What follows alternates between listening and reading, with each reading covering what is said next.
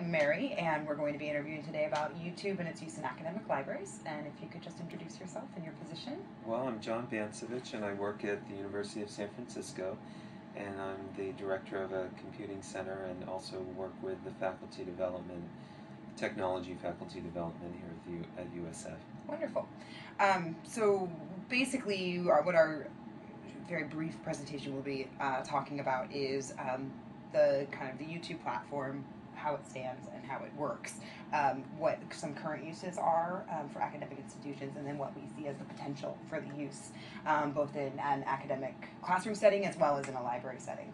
So if you could please, if you have any experience of how you've either seen YouTube be used in the classroom, or how you have been hearing feedback from students or professors about how they'd like to use YouTube in the classroom. Right. Well, I think I've seen it more used versus sort of talked about. Mm-hmm. Students are very excited about it, as well as professors who like using YouTube because it provides them with additional data, sources of information that are relevant, that are current. It has historical professors and students in presentations to provide artifacts of historical moments in time. I think Martin Luther King's "I've Had a Dream" is probably the most used audio and video quote. But as an instructor myself, I've used it recently in providing examples of experts in a field speaking about why they are doing what they're doing, or citing research. So it's a very rich tool in education because it puts a face. People can relate to video. Mm-hmm. We're a media-rich in society, so it's easy to relate to. That's great. Now that's the positive side of things. Do you see any sort of challenges that are associated with YouTube and the use of YouTube in an academic setting? Well, copyright is probably the most important issue that faculty and students need to be aware of. There doesn't seem to be any copyright protection or more violation of copyright.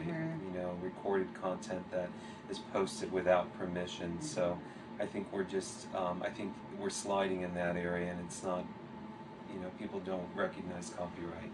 Do you see that as one of the ways in which an academic library could be an assistant to the classroom instructor use of YouTube by being able to give guidelines about the way that copyright plays into YouTube? Absolutely. Excellent. And I think we as faculty and students don't have enough information about appropriate use of digital media. Yeah. So it's an important area to be better informed on. Excellent, wonderful. So where do you see the potential for collaboration between instructors and librarians in an academic library? Do you see the potential for like one of the things we said was kind of legitimacy or legitimizing resources? And do you think that there's room for collaboration there? Absolutely, yeah. We need to better educate one another. We need to, I speak from an instructor's standpoint as well as instructional design standpoint, that we need to be better informed about how to treat copyrighted material, intellectual property, citing, and giving credit where it's due. So education, I think that faculty use fair use all the time, and I think that applies in most cases. Right. But I think we still need to better understand the difference between fair use and how to treat copyrighted materials, and to give credit where it's due, and to make sure that we're providing payment to the instructional or the intellectual property. Excellent. Now, do you know if the university has any potential, if there is the potential for hosting a YouTube page, putting content onto the YouTube page? I'm thinking, not inaugural, but addresses that Father Prevet gives to the student body or something like that. Is there talk of that? There isn't talk of that. We're actually talking more about, using our own resources to host academic as well as, the presidential convocation, graduation, all of those events that occur on campus over the year.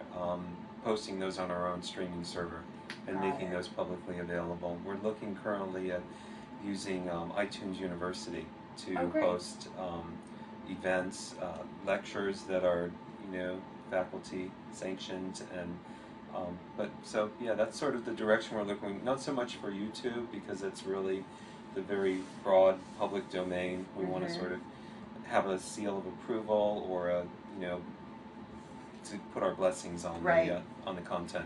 Now, when you had said, backtracking a little bit here, you had said that one of the ideas was to put content online through your own website.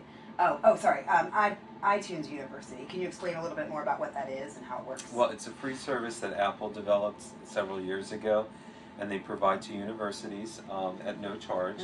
And so it is a hosting service, and it is packaged through iTunes. So users, our community, faculty, staff, students, get to the resource through our portal, and iTunes loads, and then we are able to serve up lectures, primarily lectures at the moment, but events, graduation, so there's a lot of possibility there. Right now, again, it is restricted just to the community, faculty, staff, and students who can access it. Who can access it internally, but the goal is early next year that we have a public page, and there we can host university-wide events that we can use for public affairs, just educating and informing people about what happens here at USF. Right. That's great. Now, these are audio only, or do they also host video? Audio and video. Yeah. I don't know why I wasn't aware of that. Yeah, it's fairly new. Excellent. So now, curious to know what you see as kind of the future of potential use of YouTube in academic settings. Do you see a way in which YouTube could be modified in order to be to have better service for universities that they could access, or do you see the potentiality for a different kind of framework or how it might be used? If we look at what iTunes University is doing, what Apple developed, where you are able to customize and brand your own version of this tool, I can see YouTube sort of marketing a customized version of YouTube at USF, where we can restrict access to our community, where we want to make that available, and then also have a public channel. So when we want to make information available in video to the public, it's available as well.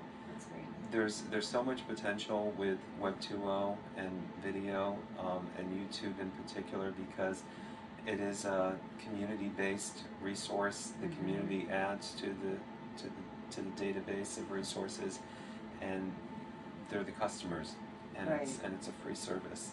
And it's definitely educational. Do you have anything else to say about YouTube? At this moment, no. It's just I look forward to making greater use of it. Absolutely. And I think it's a great tool for faculty to consider, having their students contribute to the knowledge base that YouTube provides.